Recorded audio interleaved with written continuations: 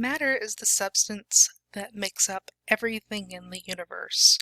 It's essentially this stuff all around us.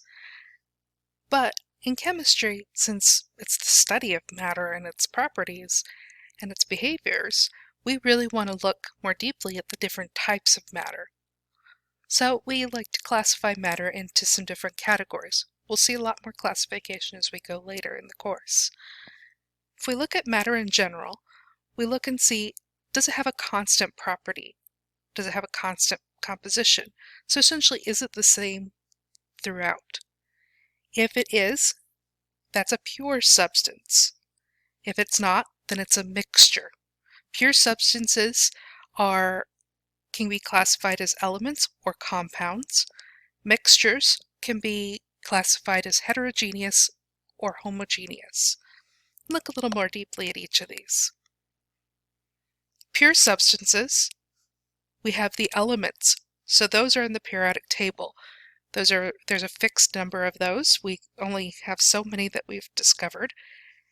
And so those are one example of pure substance.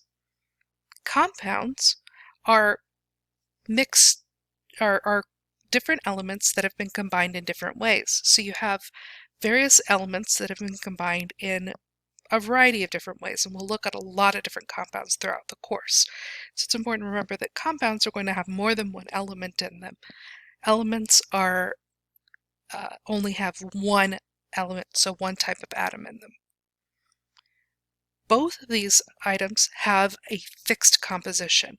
So the elements are always particular elements. They're particular atoms, so like oxygen is always oxygen. Water always has the two hydrogen atoms and one oxygen atom in it, salt, sodium, and chloride. So there's a very specific formulas that we'll look at for each of these pure substances. For mixtures, you have more than one compound or element that's combined, and these can be combined in a variety of different ways. So you might think about salt water or sugar water. They can be separated physically. You don't have to use any chemical means to separate them. A homogeneous mixture looks very even. It may even look like it's pure. So for example, salt water, sugar water, those are homogeneous mixtures. Heterogeneous mixtures are not evenly mixed together. So you might think about once milk has curdled. That's a type of mixture that it's not evenly mixed. You can easily see that there's something going on here. Regardless of what type of matter that we're working with, we have to remember the law of conservation of matter. The amount of matter is going to stay the same during chemical physical changes.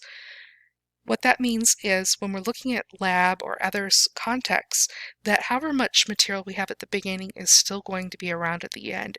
We just need to determine where it has gone and what it has become.